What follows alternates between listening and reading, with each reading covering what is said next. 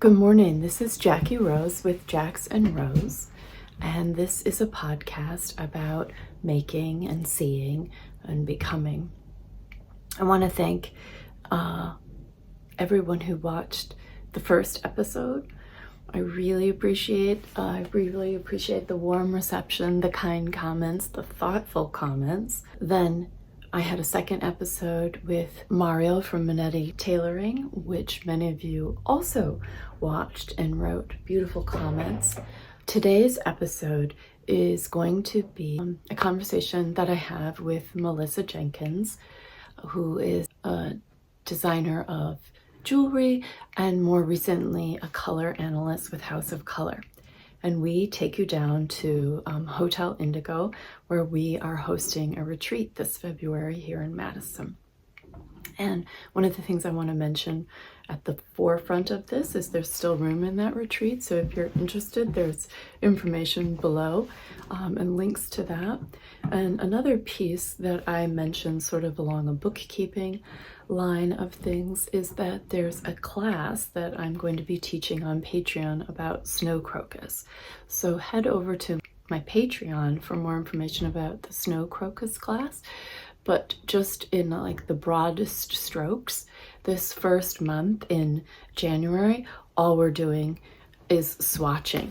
And I am going to encourage people to swatch and then meet me on Zoom in February for our first live together where we talk about swatches, gauge, choosing a size, which will also be videotaped so that you can access the material at your own speed. But I also want to have Zooms and interact with you and talk to you about your fabrics and swatches. So I'm very much looking forward to that. And there will be more details about that on my Patreon. So the first episode was a lot about a shift in the conversation from shifting off of the objects to us as makers and what goes on in our imaginations and what's our process as we make. And so this next episode that you're about to see has a lot of objects in it. It is the continuation of a conversation we started in November where I had my colors done, and then I very eagerly wanted to put that into practice. And so there are several sweaters, shawls, hats, things like that that I made or had made to show you in this upcoming episode.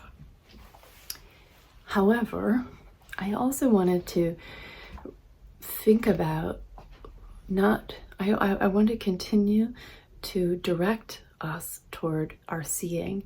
And one of the ways I'm considering it now is that I want to broaden the spectrum of what I see. Not specific colors, how there's colors we can't see. I want to broaden my capacity to feel into my seeing more. And I'll explain what that means. But I'm sure you're aware of like a dog can hear things we can't hear. And there are a couple poems that I encountered that speak to this, and I want to share them with you this morning. About this softening of seeing and paying attention to how we see, not just what we see. So one of the things I notice is that there is a very abbreviated form of seeing, which we're kind of immersed in and not even really particularly bringing a lot of awareness to. And it's just attraction and, attraction, aversion, and it's that quick, and it's just a judgment like that. And it can be a little bit cold because the judgment can be it can be kind of hierarchical, less than, greater than, I'm less than that thing that I want and I don't have it and I'm lacking, or that thing, who do they think they are to have that thing, or I wish I had that thing. And there's this whole feeling of want in it and comparison.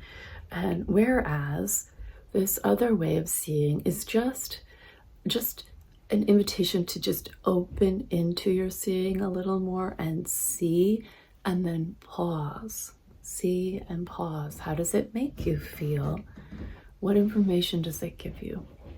And let me show you this in a few poems. The book I started reading was He Held Radical Light by Christian Wyman. There's a beautiful interview with him, which I'll link in the show notes below. I just recently encountered his work. The subtitle for this is The Art of Faith, the Faith of Art. And in here, he introduces 2 poems about this quality of, and a new vocabulary around seeing that I'm kind of developing for myself and with you here. And one of the aspects of that is light, and using light as sort of a metaphor for our consciousness, our radiance, our capacity to illuminate an idea. Light is often used as that metaphor, and considering light is associated with color, I thought it would be a good thing to talk about as I introduce this episode full of finished objects, and we're talking about color, but I also want to continue to talk about us and our expansive, growing quality of attention. So this first poem is called The City Limits, and it's by A.R. Amons. And you'll see both these poems have a theme in them. And it is about the quality of the light, and the light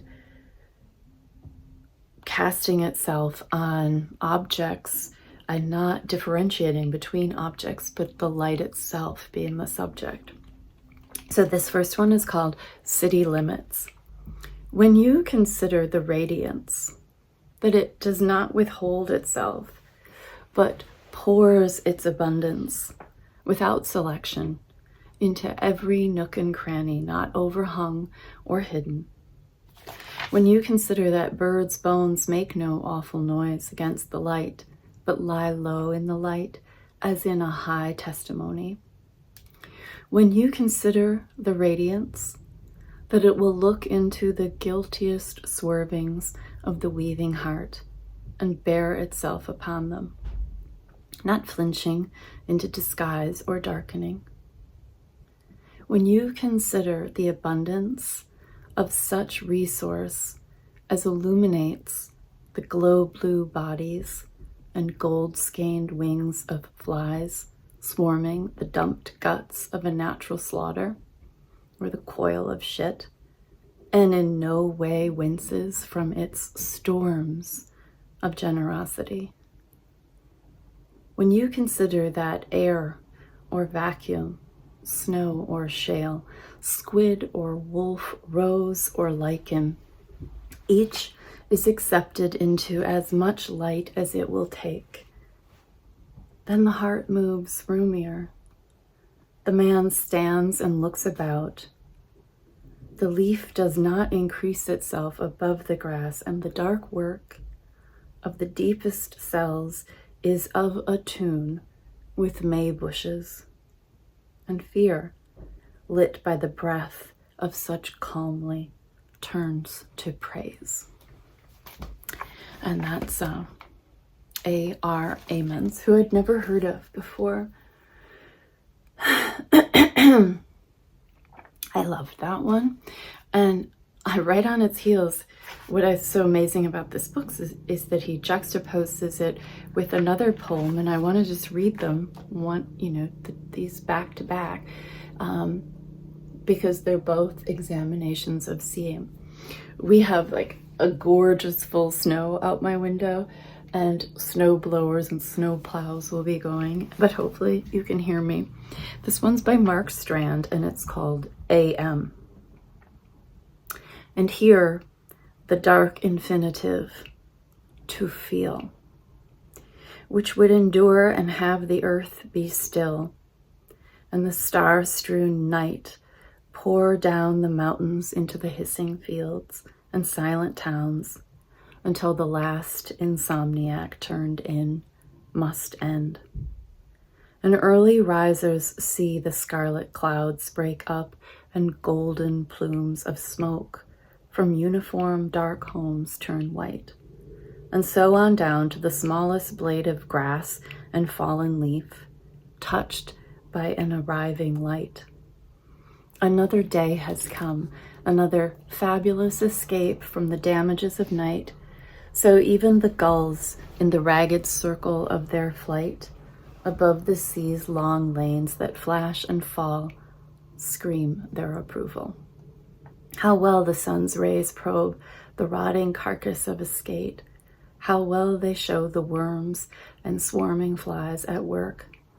How well they shine upon the fatal sprawl of everything on earth. How well they love us all. I like to think of this seeing as our internal light and bringing it from, I would say, just by nature of a body, I would say it's dark within, but it's also paradoxically illuminated within with spirit, with feeling, with our humanity, with our relationships, with our loves and joys. And that part of seeing is what I want to encourage us to see with, and not just that one that is a binary. I like this, I don't like that. I'm judging this is good, this is bad, this is better, this is worse. But let's broaden that spectrum of our seeing. And to that end, I'm going to say, it's funny because even when I do a podcast, I will see myself sometimes, and I will see things in myself that I don't like. And I'm going to talk about one of those things right now, and say it's my journey. So I'm 52 years old, and the alternative to being 52 years old is, of course, to be dead. And I am alive, getting to see this snowy day and this sunrise with all of you. And I'm alive, but I'm also a woman, and I'm a woman who's aging. And so what you're going to see when you see this is you're going to see that I have signs of age on my face. And I'm not going to change those. I'm not going to hide them. They're just going to be there. They're going to be times where the light will shine in and you'll go, oh, she didn't have a filter. Well, that is just who I am. And part of what I've loved about doing podcasts, and if you're new here, you may or may not know that for 5 years I did Caddy Jack's Knits. And that whole experience of having to see myself on camera, but also see other women, mostly women on camera, that were just real women, was a real shift for me into honestly turning us everyday folks into subjects worth our own attention, and not just putting my attention on others that I didn't know, that were far away in history or far away in the culture, as in famous or something like that. And one of the things I wanted to share just about my background is that I had two grandmothers, and they're both passed. My father's mother, though, I look a lot like my father's mother. And I actually look a lot like my father. And so I can recognize that in my face. And the thing about my paternal grandmother, her name was, it's funny because, anyway, her name was Rose Domini. And my name is Dominirose. And she died on New Year's Eve several years ago. And the thing about her is she was German and Irish and an incredibly hard worker. And she grew up on a farm and didn't have an education past 8th grade because they needed her to work. She had lots of brothers, and I just want to say the phrase, it's not a very polite phrase, but she just labored and labored and labored all her life, and didn't consider herself smart, didn't consider herself beautiful. And sometimes I wonder if the value she saw in herself was just in what she did for other people. So, I don't know. She gardened. She had a beautiful garden. She was an incredible cook. She was an incredible seamstress, but she was a perfectionist and she was really hard on herself. And I think more of you have heard me, if you've ever watched the Caddy Jacks Knits podcast, you've heard me probably talk about my maternal grandmother, who's, and she was born on New Year's Day. So that threshold of the new year means a lot in my female lineage, I would say. And I would say this year is a real celebration to me in that my mother is cancer-free. And if you're new here, you maybe won't know, but I live with my mother and my sister, and they're very important to me, and you'll get to meet them or see them again if you're a returning viewer. But the last thing I want to say, and the reason why I bring up my grandmother's, is I was thinking about this quality of light and this quality of inviting gentleness in, and especially this quality of inviting gentleness in while I age. And a lot of knitters are around. I mean, there are some young knitters, and God bless you, you're amazing, and I love your vitality, and I enjoy you so much, and I absolutely celebrate you. But a lot of knitters are around my age too, and I wanted to share this poem. It's one of the first poems I ever wrote. I think it's from 2017, and it's called, and it's such a small poem compared to the ones I read you, but I still think it's pertinent. And it's called The Night My Grandmother Died. And it goes like this. On the night my grandmother died, I dreamt I was on an island with stone beaches. She told me it was sacred. Impossible, I thought, picking up the ordinary stone in my hand.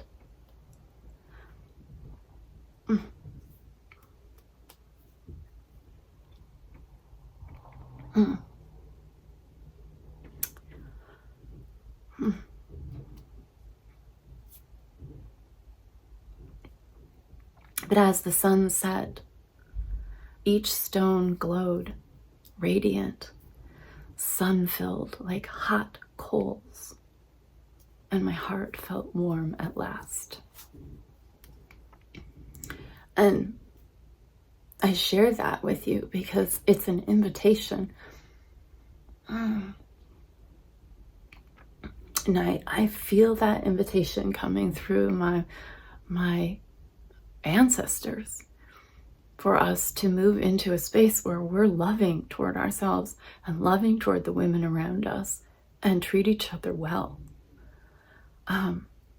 So this episode that's coming up, that's full of knitwear and full of Melissa and I talking about color, I hope that you enjoy it. It was a delight to do. I have some, I'm lucky that I get to frame it with this video beforehand, because as I reflect on it, I'm framing my room to grow. And one of the things I recognized about myself is I was so eager to show you this expression of color that I knew I couldn't deliver it as fast as I wanted to. So I sent a couple sweaters to a sample knitter who's wonderful, and she knit them up for me. I sent her my originals, and I sent her the yarn, and I said, just make them again. But that was hasty of me. I probably should have tried them on and thought about the silhouette and the fit, not just the color, but I didn't. So I have identical sweaters, just different color. And I want to draw your attention to, I guess, a learning piece. One of the best moments in a podcast I've seen in a long time was Crea Bea did a recap of her knits of the year or something like that. And there's a lot of those out right now. But the very first knit she showed was one of her own designs, and she had knit it twice and then had a sample knit as well. So you could see 3 different colors, and you could, more importantly, you could hear her reflect on the minute adjustments she made between what fiber, what color, and what silhouette, just tweaks she did, and why one of them was her favorite. And so this leaning into remaking things and really noticing how how it works in your life is one of the directions that this channel is heading toward. So while this episode will seem like, if you're new here, like you'll be flooded with lots of sweaters, but please be aware that the point of this is not to flood you with inadequacy, that I need to hurry up and make a bunch of things or catch up, or I want them, or whatever. They are just examples, and the topic here is color. So I am so excited to get this out for you. I wanted to get it out for you soon because there's still a few slots in our Color of Making retreat, and I just know in my heart it's going to be wonderful, and it'll be wonderful with the people who are there now, who have signed up, but there's room for a couple more people. So if you want, I want to give you the opportunity to see this video and see if it appeals to you at all. And then before I sign off on this introduction, I will say, because you'll probably ask, I will link this in the show notes, this sweater that I'm wearing. These earrings are from Susie at Pittsburgh Mercantile, and I am I'm a summer, an invincible summer. And I'm trying to express that in what I'm wearing now. What I won't show you, I am going to say it though, is this bra. I love this brand of underwear. It's called Negative Underwear, and I'll link that below too, just for you to see. They're so good. And finally, I want to say that one of my goals is to film more so that you see more of the body. I really, really enjoyed and was transformed by my work and my ongoing work, because there'll be more with with Mario from Minetti Tailoring. And so I apologize that this is just this tiny little, bit of me. But as we move forward, there will be more and more of that head to toe footage. And the other thing I just wanted to say, if you head over to the Patreon, and I thank everybody who already joined me over there. I really appreciate that.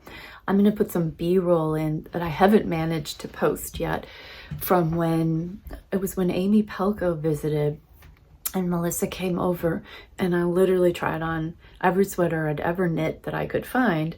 And Melissa looked through them all, and Amy looked through them all, and we kind of sorted them into the seasons and silhouettes, and that's where this whole impetus of Live Your Knits came from. And then Melissa sat down with me, and we talked about those knits.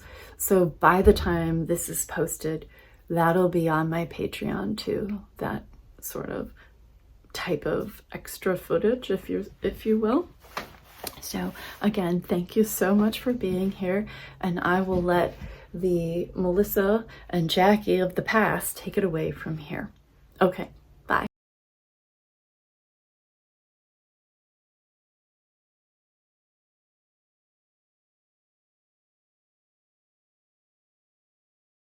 Welcome, this is Jackson Rose. I'm Jackie Rose, your host, and I have a special guest, Melissa Jenkins, who I know way back. I mean, it's been since 2019. 2019.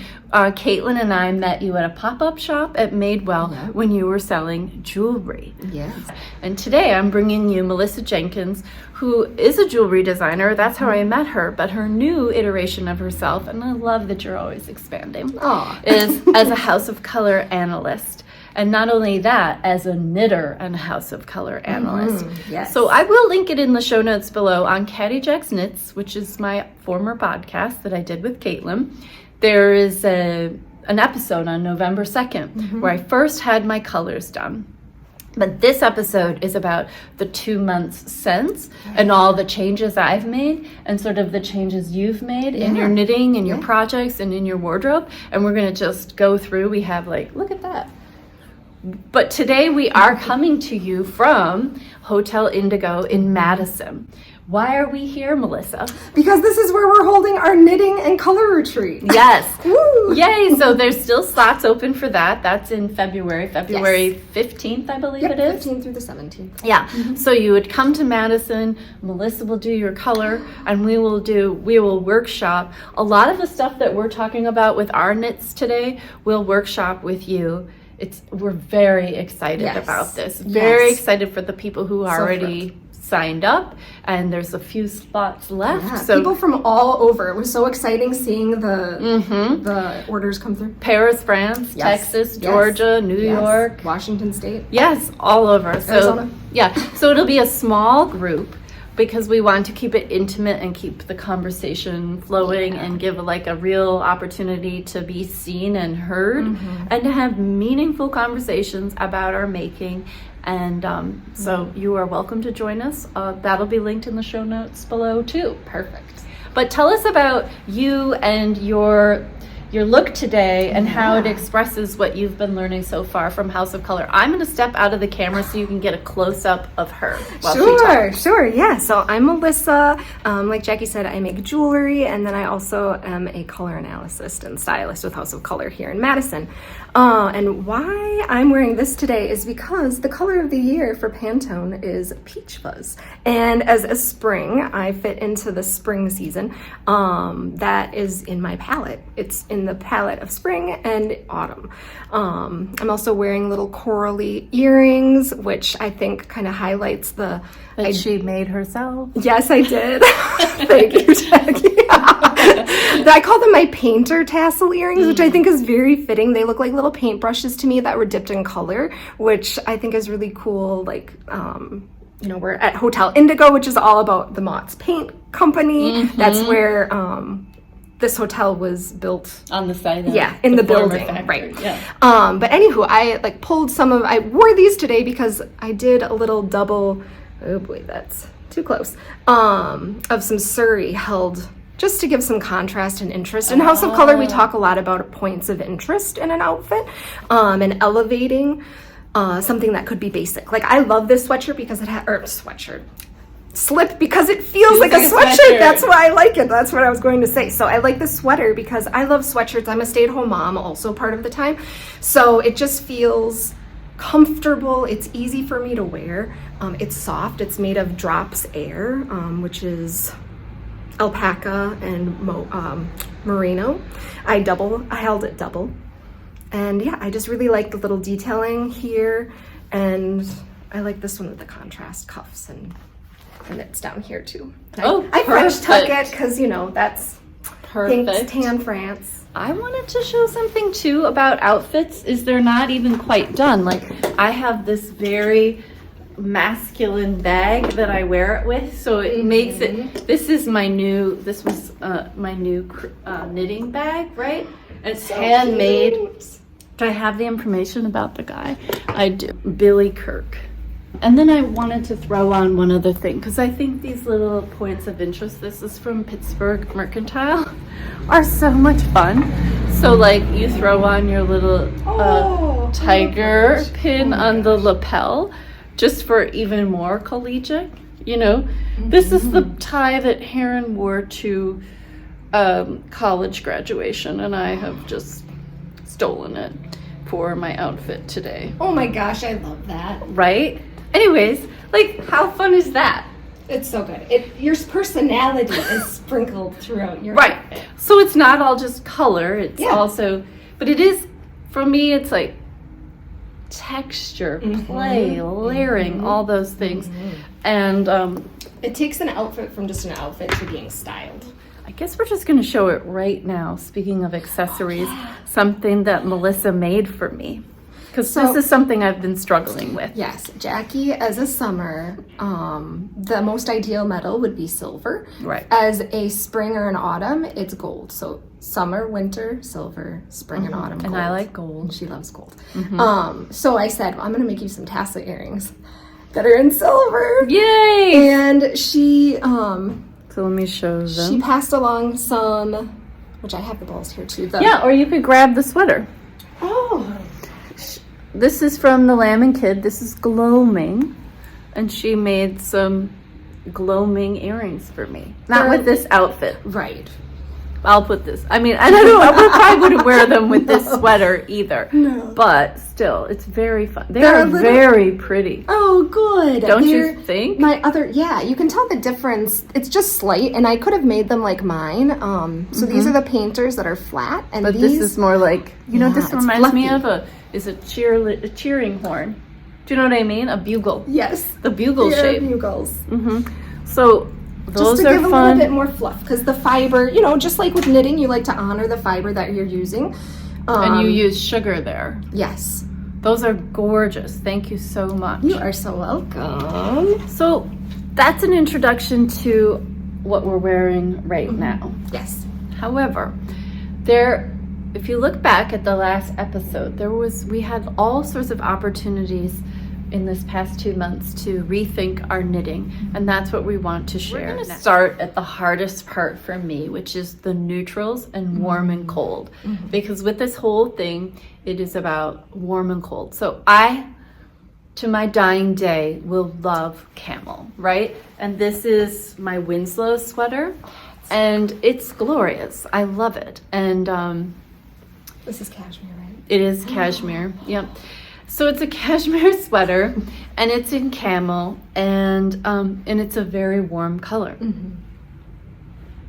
I want to show you a cool neutral on me, and I'm going to show this to you on Melissa, who's warm. I'm cool, she's warm.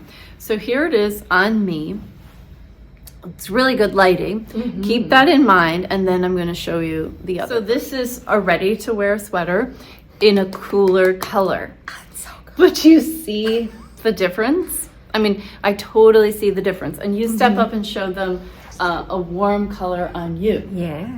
Like, it's so good, right? Yeah.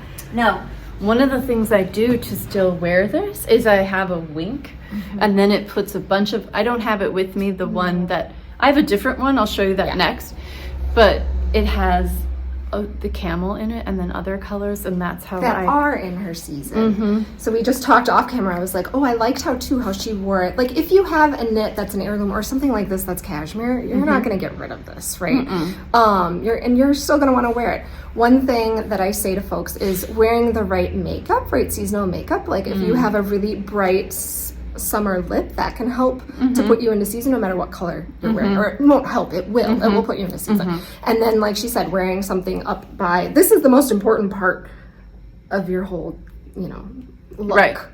In terms of color. Right. And they're two basically oversized sweaters. Yeah. And yet this is cool and that's warm. Right. Yeah. I know.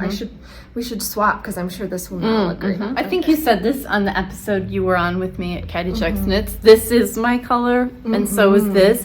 So I put this on with a shirt and a tie, and I can still wear my Winslow. And if we were stepping way back, you'd see you'd see the whole thing. Right. But as far as I don't know. I think this is a really good way of showing how still this looks really good on you, and on me, I don't know. I feel a little step off. up so they can like see.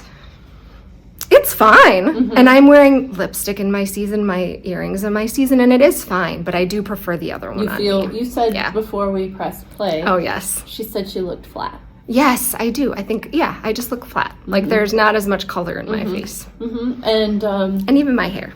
And even for me, I have to just say, analyzing going forward necklines, I just will always like more.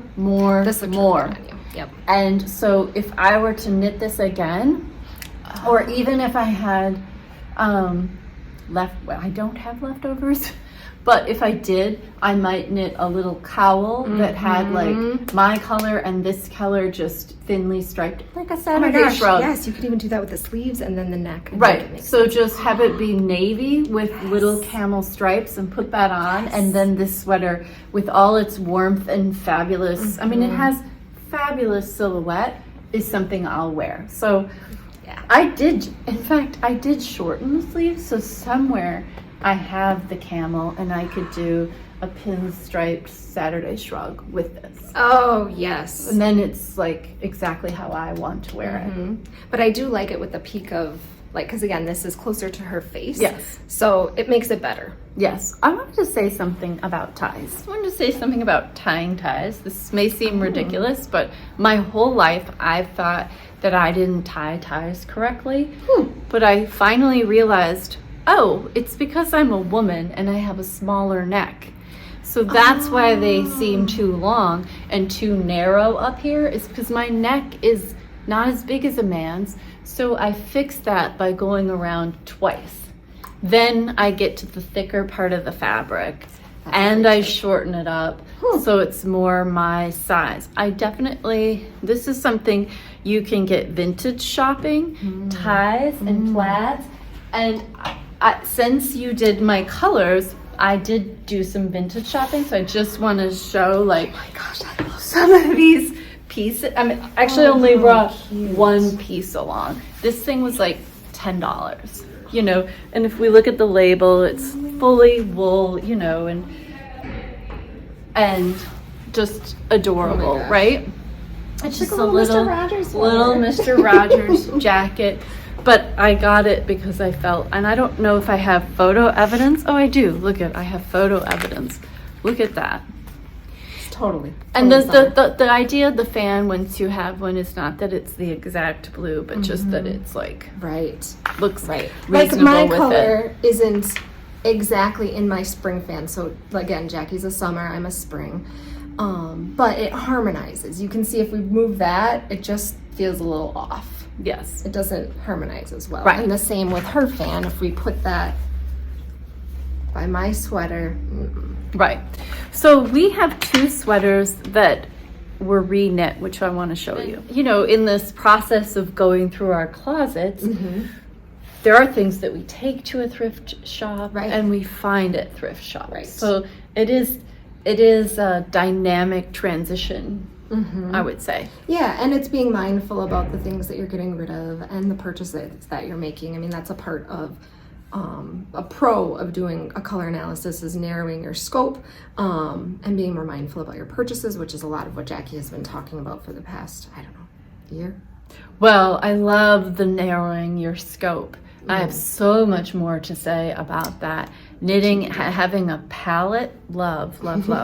Okay, so one of my favorite sweaters you're holding is the Nutcracker by Fabel Knitwear.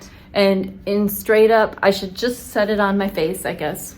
You know, in straight up, I feel like some of the reasons why it works, period. Obviously, it has this romantic silhouette, etc., and fabulous details. Regardless of my face, I feel like it looks good with my hair. I will say. Yeah. But it's interesting what we discover. I don't know. Should I stand any closer? Yeah. I mean, a note about hairs. All of the seasons have all the different hair colors, so that makes sense. That anyone with any hair or overtone of their skin, like any skin color, can be any season. But the idea is to enhance your face. Correct. So so based on your undertones, this one, well, we'll see. Okay, so watch what happens here. Oh, I don't know. Like, it's funny. Is it self-evident, or do you want to say something? I mean, here, I'll hold this one up, and I think we can see. Okay. Okay. And then, like, her eyes sparkle, her eyes pop, her lips show up. Like, her features are more defined. Like, we see Jackie more than we see the color. Right. Which I is feel what like you see the color here. Exactly. And it somehow, even, I wish, there feels like the shadows more. And then watch this. Like, oops. Oh, my goodness. It's okay. Did you see how it evens it out? Even in the half lights, right? It evens out your face, which is what I'm talking about when I'm saying, like, the least amount of makeup. So you're not having to, like, cake on foundation, like your skin is looking even. Oftentimes people will look like we did put a little bit of foundation on their skin. And you can see, even though this is technically an autumn color, just how on me, it's more brightening than it was on Jackie. I think the criteria is sort of would be starting to view into the subtleties of brightness, of light, how light plays on your face, because color is just an expression of light. So starting to notice light on your face. And, I love that. I hope it's handy. Somebody asked me about the shade of lipstick. Oh, I don't have it. I thought I brought it. Is it mauve pink? It's it's here. It's musk rose. Oh, musk rose. So today is musk rose. It's a house of, you can see, right? It's musk rose. And I'm wearing coral. House of color, lipstick color. All right, I'm going to try on the next one so you can see this too. This was knit for me by Paula. I did not whip out 2 sweaters just like that. This is another one of my favorite sweaters. This is the Beatnik by Norah Gaughan. It's a free pattern. I loved it. I knit it for a gold along. I knit it for a Rhinebeck knit along, and I love it so much. It's so cute. This is one when we went through Jackie's closet, this one and the other one, that we were like, oh, you look really great in fitted silhouettes, classic, like something being tight in it, whether it's the sleeves, the neck, or the body. And so this was a candidate to be reknit. And these are Brooklyn tweed shelter, so they're tweeds. So there's lots of different colors in here too. So there's reds and yellows and things like that in this tweed. Very hardy wool. Yeah. Anyways, I love it, but here it is reknit. And I don't know, reknit in my season. So we're just gonna do this thing with you again. Oh, I still love this. All right, talk. It still is very good. I think the same thing happens where here you pop, I see you, I see your features. When you put this one up, you just I feel like you see the sweater a little more. Yeah, and you just like fall away into the sweater. I think this one actually like drains some color from your face or does something, versus this one I feel like, again, it evens it out.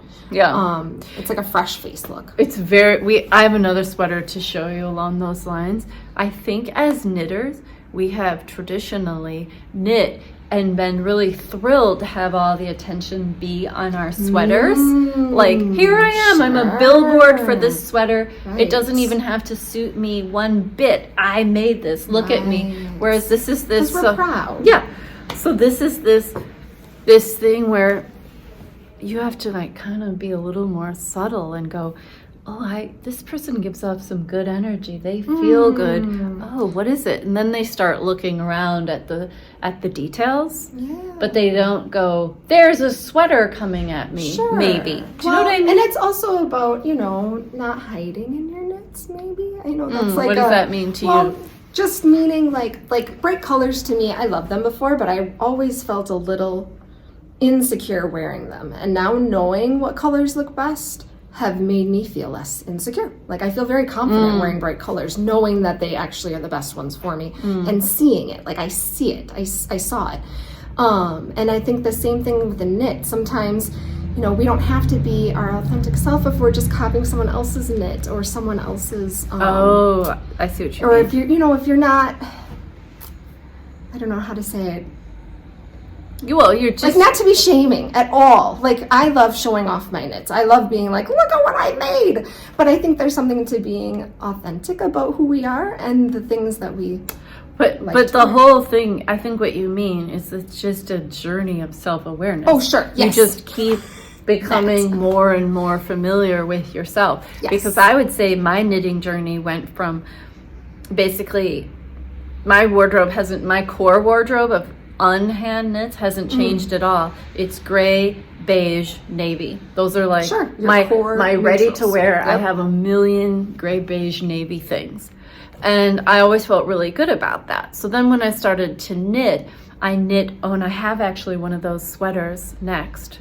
I wonder if I can grab it. I might as well grab it. Yeah, I think you're right. I think talking about like the journey of someone, and also when I mean like showing up as ourselves rather than trying to be someone else, like knitting something that doesn't suit us. So when I started to knit, I knit everything in this color, which you rediscovered was a good color for me, but I knit so much in this. And then in my knitting journey, I was like, I need to step away from that and explore. And I don't regret at all anything I knit. And I knit all sorts of colors, and it was to expand my relationship to color. For sure. Yes. So none of those were mistakes. No. I'm like layered on top of layered because I have another sweater I want to talk about. But are we done with this one? Yeah, I just wanted to point out one thing with this one. Oh, yeah, okay. So like I said, I'm a spring, and this is actually an autumn color again. And you can see it doesn't look like, it looks fine on me, but if I go like this one just looks better. Like it just... Why do you say that though? You can't just say that, you have to prove it. I do have to prove it. I think if I wasn't wearing makeup, this color when I was draped, it looks heavier on me. Not like I gained 5 pounds, but just like in my face, there's like a heaviness versus this. Like I can handle this light, this bright. Yeah, I see that. I mean, it honestly suits my personality too a little bit, like being like bubbly. Well, which is a part of that self-discovery. Like people do have identities connected to colors too. Right. So I would like to speak to what you just said too. It's almost finding words, because if we don't there are plenty of things in life that we don't have language for, like, and my classic example is a Mahler symphony. You don't want to hear a narrative of a Mahler symphony. You want to just listen. Yes. Exactly. Yes. Color can be like that. You don't want to hear a whole bunch of words about color. You just want to see it. However, some words are helpful. And what you said about brightness and heaviness might be a good tool to have.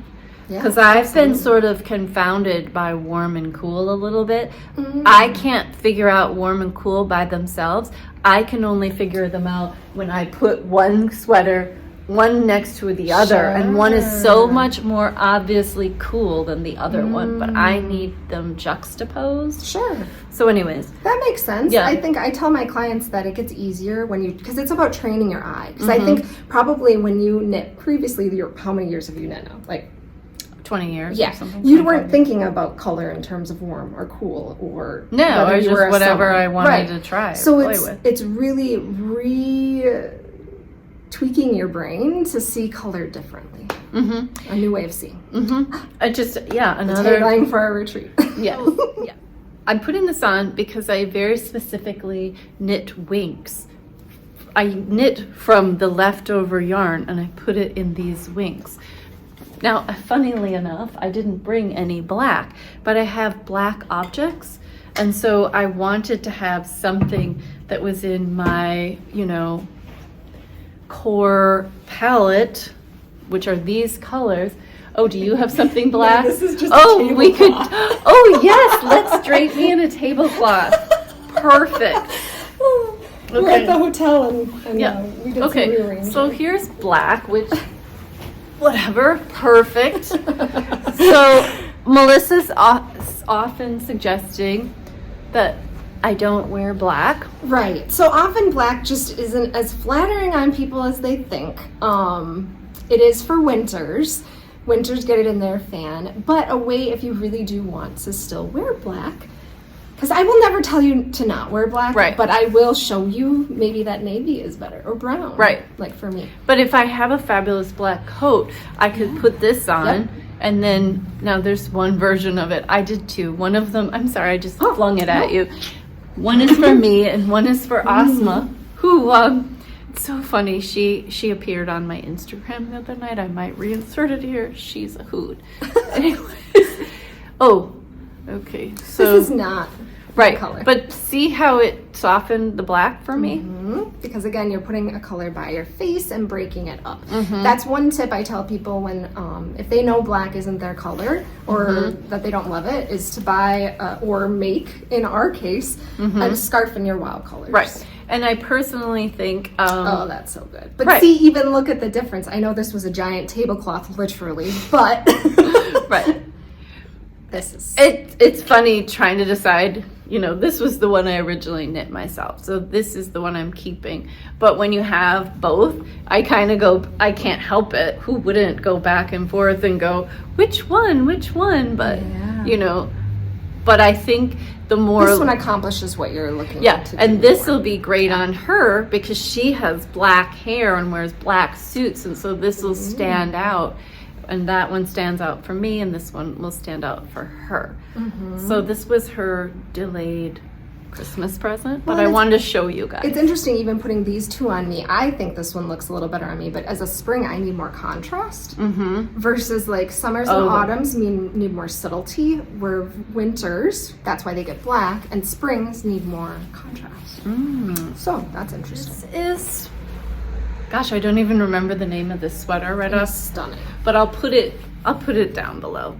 This would be an example of winter, they are cool colors. And the funny thing is that I was thinking about being a summer is that sometimes when you go to a formal event or a ball or whatever, or you're wearing velvet, you might step into your more dramatic version of your season. So I would get closer to winter in my choices. I would do gray, but I mean, if I'm imagining a ball right now. Yeah. Sure, smoky silver. That'd be amazing. So this is knit in Winterfell, which is this incredible brackeny. And I want to say this is actually a summer color. Yeah, I love... Did I say Winterfell? I meant undergrowth. Undergrowth is a divine color. So pretty. It's like purpley, little tiny bit of brown. But what I'm getting at, this is an example of, I didn't give it one thought whatsoever about me. I was just like, I saw it on the cover of Pom Pom. Well, that's not true. I modified the silhouette. I didn't put things on the sleeves. So I did. In terms of colors. But in terms of colors, I just went with Hiroko Payne's colors as she had it. Because it's stunning. Right. And it is stunning, and I'll wear it with joy. And all of this is completely my season anyways. Like, look at that. That's what I wanted to point out. Like, all of that is. It's just when you get into the oranges. Yeah. Well, that's actually autumn. Yeah, anyway. So this sweater's amazing. And she came out with a cardigan, and my friend Debbie Korb and I have, sorry for all the crinkle, but these are the contrast colors for the cardigan, which I personally wanted to show you. I just wanted to say, I have choices. Like, I could decide to change out some of these colors. Maybe I'll take them out of the bag because the bag just sorted out. She pulled out the warm colors and I pulled out the other colors. Yeah. Now, here's the main thing. I could have that much warm in my color work and it would be just fine. Yep, absolutely. Like, look at the proportion. We say 80-20 in a House of Color for pattern. But the problem, here's where the problem is.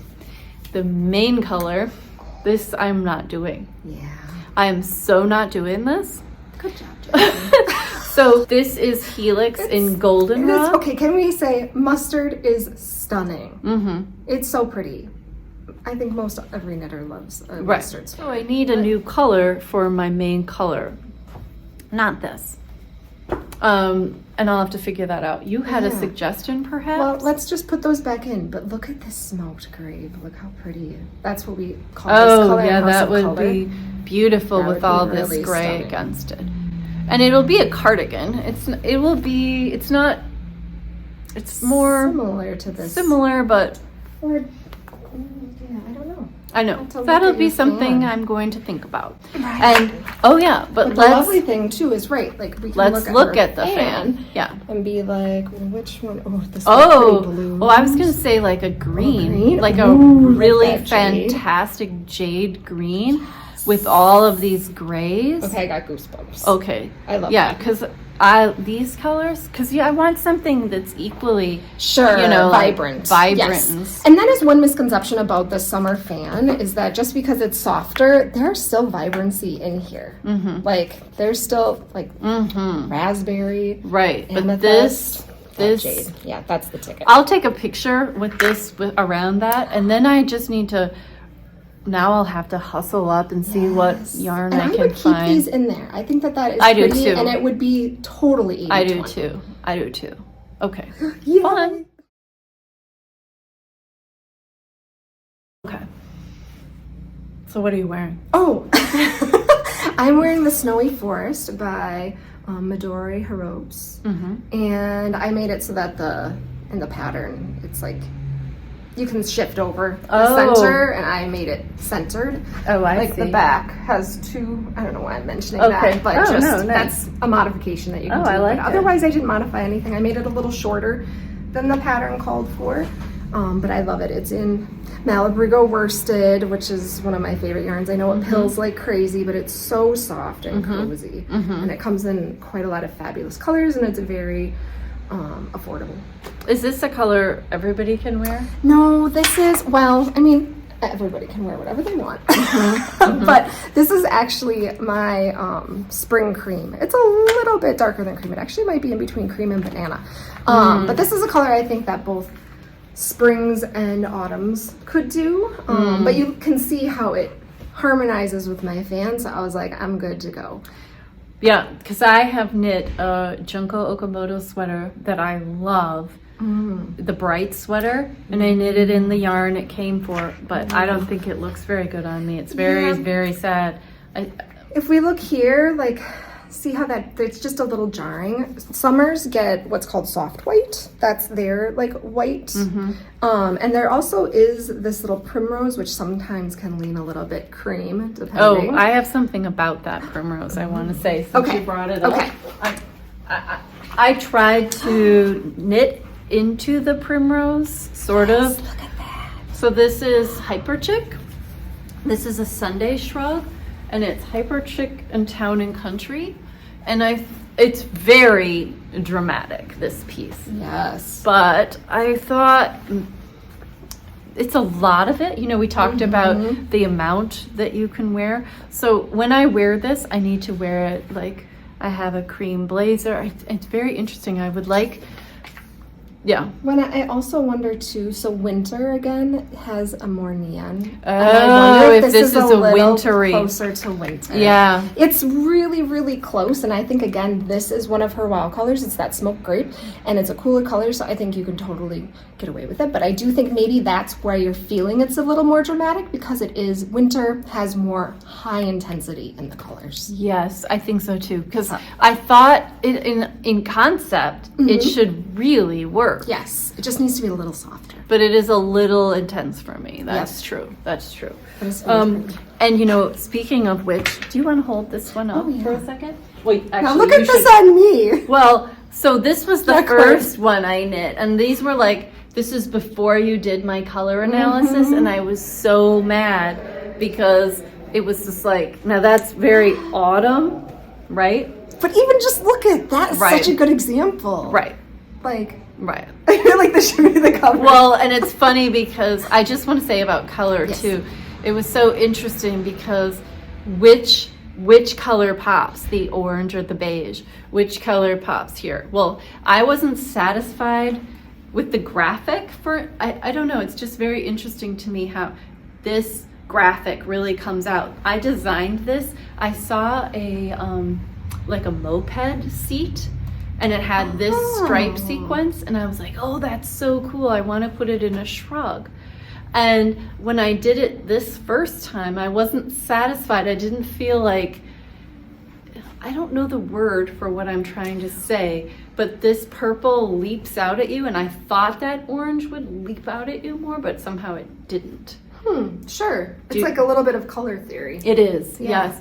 But anyways, so... like if you reversed it and these were more, it would almost, the orange would pop. So I have a winter and I have an autumn. I have yet to achieve making a spring in this new Sunday Shrugs stripe sequence. This one is, or you mean summer? Yeah. This Oh, one that's what I mean, This a one summer. is summer though. Like I mean, hate is to- it like, summer just- and winter? Yeah. It might be. That color you mean? Yeah. It might be like close to Damson too. Yeah. Well, at She's a any winter rate, color. I still like this and I think it's fun. Yes, it is. And I think if I wore it with, like, this hat has these colors in, do I really want to? All right, fine, I'll put it on. you know, you guys, hold on. Like if I had the hat on with it, this just becomes a bright pop. Yeah. This is a Manhattan hat. I knit these, they grow, so I knit the child size, the third one, and I knit it on 5s. But I have it with DK and I have Birdie with it. So it at first they feel kind of like, but they always grow. Yes. And so I knit it too small at first. That's my tip. But okay, so what do you think? I still feel kind of like this is more winter, because watch, when I take this away, that's just better. It's softer like for me. It with one of your wings. I don't know. What do you mean? Just as an example, you know, like how this. Oh, well, it harmonizes. Right. But I found one. Yeah, I finished this one that I had been knitting on the podcast that we did together, and it's not like this is funny because would I set out to wear all these pieces together? Not necessarily, but you know what? This is the whole joy of being in summer, is you can go color, color, color, and just pile it on. As long as the colors are soft, you just pile on your soft colors, which is more my way because I like, and speaking of, so this hat is from, oh gosh, Shetland Trader, anyways, and I literally took my fan with me to, were you there or was it, no, it was Amy Palco. I took my fan to Firefly Fibers and picked out the colors right off of the fan. Good. I mean, same with this. These two things were knit with, and I mean, a testament to the fact that they work is this is crazy amount of stuff going on. Yeah. Crazy. But it's and so yet I still haven't disappeared. No. Right. I mean, so that's what's so funny. And you saw, like, when I put, even when I'm gonna call this not a bullseye. How about that? Sure. I'm getting closer, but not a bullseye. Yeah. But you saw how this took you away from me, but this doesn't take you away from me. It just complements me, and that's what you're going for, I think. Yes, it harmonizes. Yes. I mean, I wanted to pull up this again. Sure. So, like, this is a warmer color, but it's still autumn. Seam, though, oh, so I have to sorry. turn it around. Thank you. It's an autumn color, and I think that this looks totally fine. But this actually is one, I don't know if this is a wow color or not, but it's a spring blue. So there's still some cooler colors in a warmer season. It's just this is a warmer blue than, say, a blue that Jackie would wear as a cool color. But I still think this looks a little bit more exciting than this on me. Again, this is a little like heavier with this like darker, muddier orange versus this, like, do you see it just I feel brighter, lighter, come a little bit more to life. So I just wanted to point that out, even though we're talking a lot about warm and cool, there are cool, because color is a spectrum, so there will be cooler and warmer colors in every season. That's why we have sub-seasons too. Say that not everything is a loss, because it's funny, I never wore this hat. I mean, I made it years ago and I stopped wearing it, but then now I feel like I wear it all the time. It's so good. I don't even know any of the details. I'll pop them in the show notes below. But sometimes it's the reverse, where something that you hadn't been wearing, you go, oh, it really works. And it looks particularly good, like with my leather satchel to draw this in, so it's all like, this is a way for me to get orange in my life, because I love orange. I don't have examples here. So that orange leather is a nice way, like an what do you say, umbria or something? Yeah, like the color. I put Melissa's earrings on too, right? And they do flow nicer. So I literally, after I had my colors done, I felt strongly about investing in outerwear. That was a good choice for me. And so this gray coat. Also, we went through all of those silhouettes. I work at Twigs, so this is from Shop Twigs. We don't have them anymore, but we have good stuff all the time. But we don't have these anymore. But the very wide, but a good thing to keep in mind for my knitting, the very wide lapel, I love. I mean, it's dramatic. You probably do have a little bit of drama in your clothing personality. Oh, probably. Yeah. So anyways, I just want to show this is summer expressed in winter wear. Yes. Yay. and these earrings looking just even funny how even jewelry has style, and these definitely were not like working with the tie and menswear They were stuff. fighting with each other, where this is like very cohesive. I mean, It as feels- long as you don't see the tie. I love these. Thank you. I should show the welcome. sweater that they're from, but let's hear about yours first. Okay. It is the Kelowna by Goodnight Day. And it's the same sweater as I was wearing before. I realized I didn't say what that pattern was. This one I didn't block though. I often don't block my bulky sweaters. I haven't blocked this one either. Yeah. Not trying to interrupt. No, yeah. It's like, why? Because I usually liked the way they fit. So I did a little experiment, and the one that I wore in the beginning, this guy, I did block, and it has Same more, yarns? Yep, same yarns, Oh, same exact pattern. Oh, but it does. Look at that. Whoa, big Like difference. there's just, but what I like about it unblocked is these little pearl bumps show up more. That's And it's crazy. like cropped, and like, you know, I can do a little bit of this, versus this one is much more drapey. And I did not aggressively block it. Wow, that went up like a full size. Yeah, or two. At least. Right, yeah. So I don't think I'm going to block this one. I like the bracelet length sleeves, but, and it doesn't, this one feels a little bit, you know, I said this one felt like a sweatshirt. This one kind of does too, which I like, but I think that it being a little bit neater and tidier feels a little bit more dressy than a sweatshirt. So I think I like that I did that with this one. The reason why I did that with this one is the yarn was a little scratchier, even though it's the same yarn, it's drops air. Again, held double. It just, this colorway was a little scratchy. So I thought, okay, you can smell it, like smells like Tufts, I think is the soap. Smells Because I good. really like got it, I don't know, Oh, agitated a little bit. well, maybe that agitating is what grew it. Because normally you Oh. just set it in the water. You don't agitate at all. Because like this hat was huge. Oh, And, yeah, and then you, and I literally but that made it smaller. felt it. Oh, that's true. You're right. Because I forgot to mention, I felted this for half an Yes. hour because it was way too big. And I literally sat in hot water, and no, it was so worth it. I love the felted. It's so good. That's why I was Because making it's that all face. firm and everything. It was an accident that turned into something good. Right. Well, how did you feel when it came out and it was so big? Well, it was softer. So that was Oh. truly my goal, was to just make it softer. There's also a way, there are other ways to make your knit softer too, like putting them in the freezer. Yeah. Strange, but anyway. But I just wanted to point out like how fascinating that, I mean, you don't have to block your things, Right.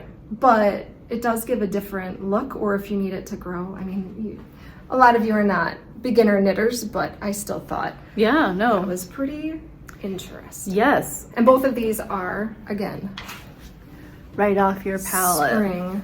spring green.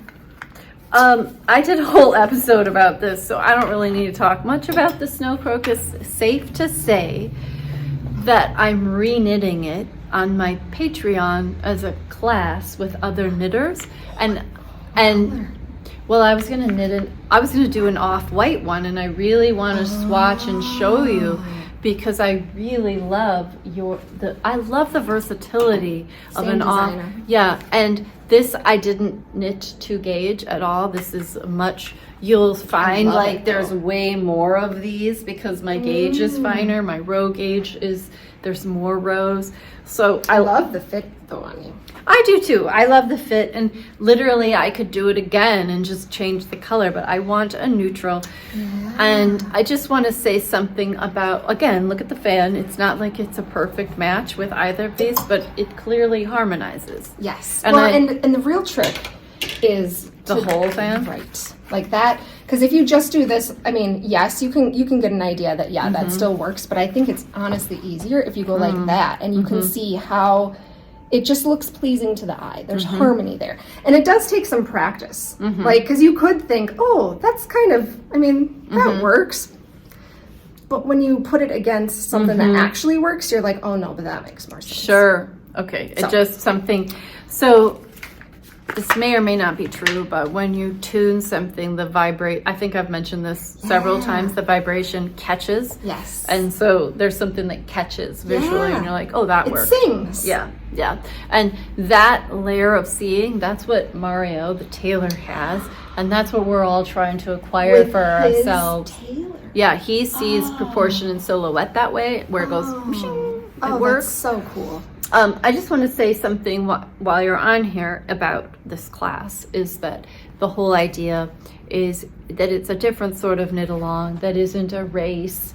It's just, if you feel like knitting this sweater, I'm going to do on the Patreon videos about the construction and the pattern, and you will have to be a patron to see those videos, and you will have to purchase the pattern. Sure. If you're going to participate, it's 60 pages. I don't know how you'd ever make this without purchasing the pattern. Right. But I will assume that you have, purchased the pattern, and I will show the pattern in a way I wouldn't on a podcast, because it's a class and we have to look at it and talk about it together. And what was the yarn again? This was sugar. Okay, sugar. Which you put into the earrings, which is doubled? Yep, sugar held double with birdie single, so it's triple stranded. And the sugar is a wool cashmere silk, and that was to give it the body, and the birdie was to give it the fluff. Nice. So it's almost like a DK plus a suri. These were lace weight, so it's kind of like, it ended up being kind of like a DK instead of a worsted in the end. But this was sort of the pinnacle knit of knitting into my color. And we tried on every sweater I owned, and I'll pop those videos up too, because I haven't shown those yet. And it made me think about silhouettes that I liked, right? And so this is a piece on that style. This was not how the sleeve was styled originally, so this was a modification. But this is, I love it. I was thinking we were both in our Midori sweaters, but it was just funny because yours is where mine's headed. Say something about how ready to wear can help us too. So in figuring out the length of the sleeve on this and the length of the sweater itself, I used this sweater that I bought in a store, but I already liked the sleeve length and I liked the fit, and I keep holding this onto that sweater. Did you know that you weren't going to block this? Because would you be worried about the sleeve growing? Like if you were going to block it, you'd probably get the sleeve shorter than that? This isn't super wash or anything like that. Okay. So it'll grow a teeny bit, but like not a lot. I think it should be fine. Great. And the other thing I wanted to say is in terms of things that I've shown these before, but this is probably one of my favorite things I've got all year, and I'm so glad I got them after I had my colors done, because where's that fan again? I can't recommend enough if you're especially like, I'm loving this end of the fan with it more, like, whoa, right? Yeah, so good. So finding a good wool that like works. There's some burgundies in there. Yeah. So this, makes me good. very happy. And even with this sweater. Like, totally. I wore them together. Oh, yep. Beautiful. Yeah. Like, look at that. That's the lovely thing about like what Jackie is saying and what I am saying, or what I say with House of Color, is you're creating a curated closet. So really anything that you should be able to mix and match. Like even as a spring that I try to focus on one bright color and two neutrals, because my colors are so vibrant. The other day, you can look on my Instagram, I wore like 5 colors together and they all harmonized together, and I felt confident and I felt great. It was a very casual outfit though, so I think that helped, that it wasn't too overwhelming. Right. But no. And Jackie's saying the same thing, knitting into your closet, like creating a curated montage. And that's one of the things at the Color of Making retreat that we're doing together is this. Yes, Melissa will analyze your colors, and then we're also going to be bringing our favorite pieces from our wardrobe and talking about our actual trousers and shirts that we love, and just a small palette of our favorite clothing, and making plans. What can we knit for those items of clothing? That's like great. I literally knit this specifically right into, did I plan this? No, but yes, I did actually, because I'm planning a cohesive palette instead of finishing a garment and then going, oh my gosh, what do I wear with it? Right, like you didn't plan it to wear together, but it works because you're being intentional about each of the pieces that you're knitting. Exactly. On the line of accessories, tell us about what you're wearing. Oh, this is the Inclinations cowl, or shawl, by Andrea Mowry. I actually have the cowl too. This is just one of my favorite patterns to knit. I don't know, I love it. I have another one on the docket that's in like some pretty blues. But yeah, this is definitely in my spring colors. Sure. Yeah. Yeah, I'm like dying to put it on to show you how bad it will look on me. You know, like it's just funny. And then I mean, sometimes the spring colors can look a little juvenile on others. I kind of like it. Yeah, look at that. Why do I like it? I don't know. I mean, it's I don't know. You just do. Yeah. Okay. I don't know. I think we also know that Jackie just looks good in almost everything that she puts on. I will say funny. She was on the cusp of warm and cool. That's true. That I can agree with. Though she's definitely cool. Yes. And there are some cooler colors in here. So I mean, like some of these cool. Maybe that's this is bright and party like. I thought I'd put it on next to you. Put that on. So this has a sweater to go with it. But Melissa chose this for me on the last episode. I'm so glad you went with that color. You were hesitant about this one because I think you wanted to do, what was it, like kind of like a beige with like beige. sparkles. And I was like, right. But this, I mean, I love this so much. What? This. Oh, just So the fun thing about this is I haven't gotten to it yet because I have two knits that I have worked on. The what do we call that? Snow crocus, and then the hats that I've made and showed you. So I haven't quite finished this yet. And the funny thing is I modified everything about. This is the Knit Collage Fall Knit Along. I think they call this the Rhinebeck cardigan, but the fact is that this piece is detachable, and you can even put ribbon on. Like, so MJ Trimmings in New York has like the most fabulous ribbons in the universe, and you could put a satin ribbon right in there and just boom. I literally want to make like 10 of these, but I haven't gotten around to it. Dramatic. True. This will be fun when we do the next layer of the style.